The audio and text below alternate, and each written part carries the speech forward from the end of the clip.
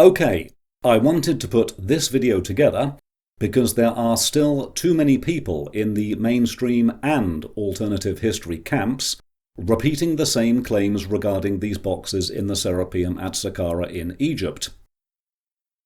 Not only is there zero evidence to support these claims, but in the case of the proposed function of these boxes, the physical evidence suggests something different entirely.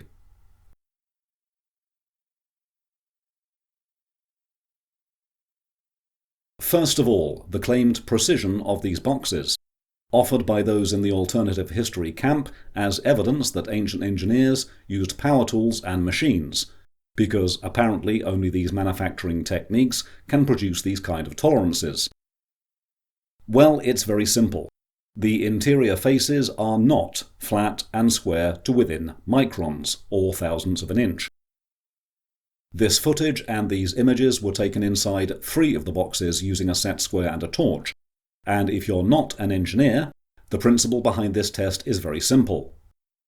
A perfectly flat surface should not allow any light to spill through beneath the edge of the set square.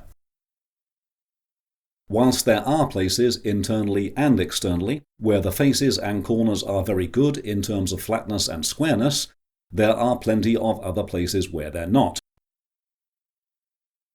And thanks to independent researchers who have actually taken the time and trouble to revive and practice these ancient stoneworking techniques, flatness is literally no big deal and can be accomplished using primitive tools.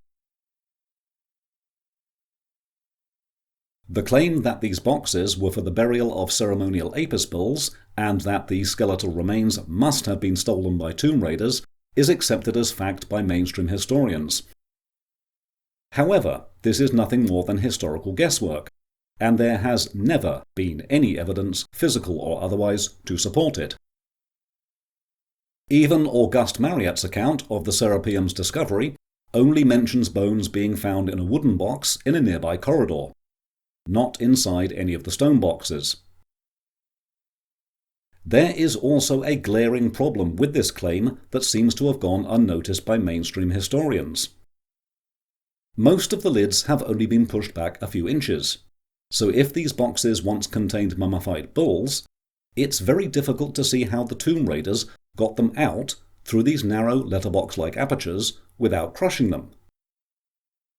In fact, if you think the whole thing through, the only way this claim regarding apis bulls can be true is if the tomb raiders, working in the dark, pushed these extremely heavy lids back far enough to safely retrieve the worthless bones of dead bulls, and were then considerate enough to slide them back into the positions we see today. And if at this point you smell apis feces, you are not alone. A far more likely version of events is based upon a theory that's already been proposed in another video. The Serapeum was never finished. Nothing was ever placed inside these boxes, and all the tomb raiders had to do was push each lid back a few inches to get a look inside and verify that. This is also supported by August Marryat's account, where he mentions that his men actually finished the job of lowering one of the boxes into the ground by removing the sand beneath it, which very likely explains the function of these archway features found on each side of the larger boxes. Clearance, to get the workers in and the sand out.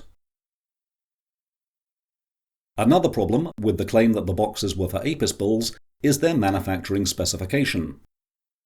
Most of them weigh upwards of 40 tons. The largest are 7.5 feet wide, 11 feet tall, and 13 feet deep. The lids can weigh 20 tons, and the walls are sometimes 12 inches thick. Also, rather than ornate or highly decorative, the vast majority of these boxes are featureless. If anything, they have a distinctly industrial boilerplate design, and with the exception of the limestone model, all of the others are made from very hard granitic rock. The exteriors can be pockmarked with divots, cracks, and entire areas where large flakes have been broken off and smoothed away, but in sharp contrast, the internal chambers, which are sometimes large enough to house 4 mummified bulls, are mostly free of faults, and often highly polished. This would suggest that the external appearance of the boxes was a low priority, compared to their job of protecting whatever was placed inside. In short, these huge, heavy boxes, with very hygienic interior chambers, are completely over-engineered for the task of burying bulls. So what could they actually have been designed for? And to answer this question, I'm going to hand you over to Patricia Awian-Lehman. The Serapeum was a storage facility for seeds. This would be seeds for plantation trees, DNA of every animal. It's almost like you could call it Noah's Ark, in my opinion. And this comes from years of research. As some of you might know, with Kemet School has been researching the Serapeum. We've produced many YouTube videos about this. Most people believe, and we're being told that the Serapeum was built as basically a cemetery for Apis bulls. And our research, in my opinion, has basically proven that that's not even a possibility, that the Serapeum is far more ancient. In fact, we can't even say how many thousands of years old the Serapeum actually is. All right, that being said, this higher consciousness would have been aware of, would have perceived that consciousness will devolve and that the land itself and our interaction with it will change. And as we talk about cycles and how the sine wave works and how electromagnetic activity works, the cycles, whenever there's a height or a nadir of any cycle, we see a catastrophic event. And if the ancients understood that there was a catastrophic event coming, they would have had to prepare just like we're preparing today.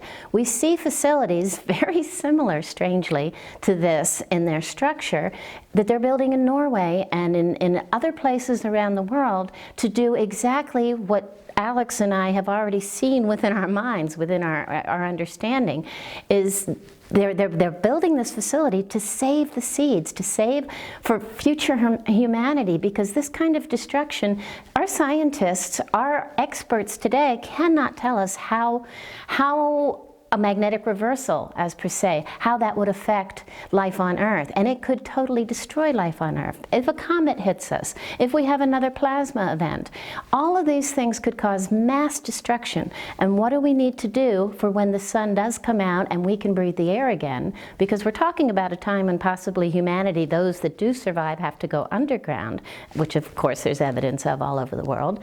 But again, back to this, you have to prepare for the time that the sun does come out and you do go back on the land and you do have to survive. And as physical human beings of form, we do need food. So does Patricia's theory of seed vaults make any more sense than the claims of the mainstream historians? Well, yes it does. And it may explain a few other things too. The idea of an ancient global catastrophe has already been mentioned in another video, but many, including those who have already heard of this, may not be aware that this could actually be a cyclical catastrophic event, and the ancients may have known about it. No one goes to the time and trouble of manufacturing these huge boxes and digging out a network of tunnels based only on a hunch. It looks like whoever created the Serapeum knew about this catastrophe cycle, and knew the next one was on its way, and also knew that the survivors of this event would need something to start growing food with. And this could explain the manufacturing specification of these boxes.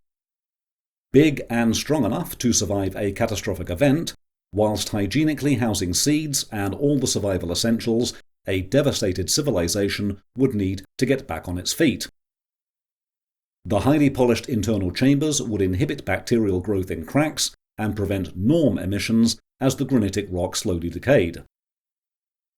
It's also possible that an airtight seal could have been formed between the lids and bodies of the boxes by adding a heavy grease or similar lubricant, which may have assisted when sliding the lids on and off.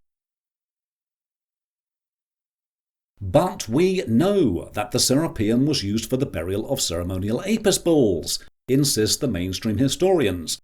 We have the canopic jars, the stelae and other memorabilia.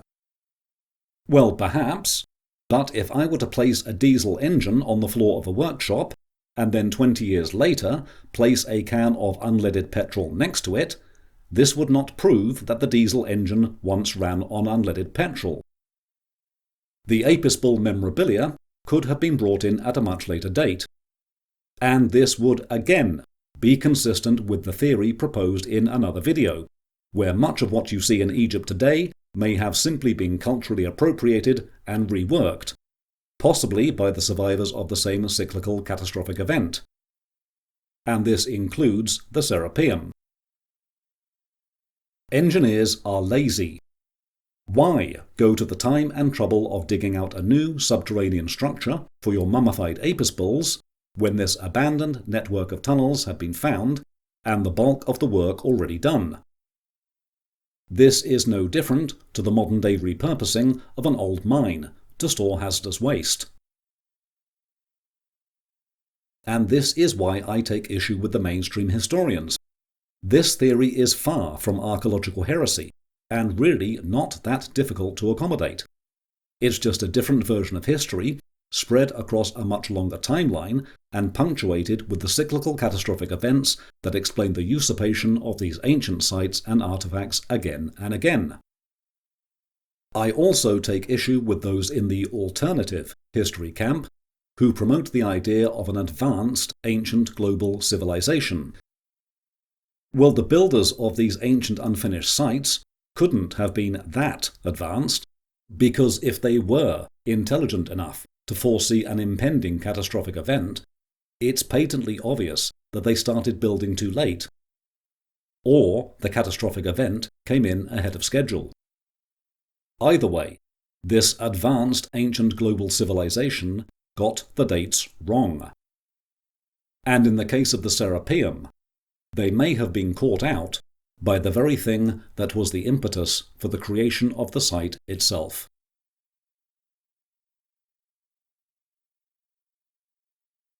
If you enjoyed this video, please like, comment, share and subscribe to this channel.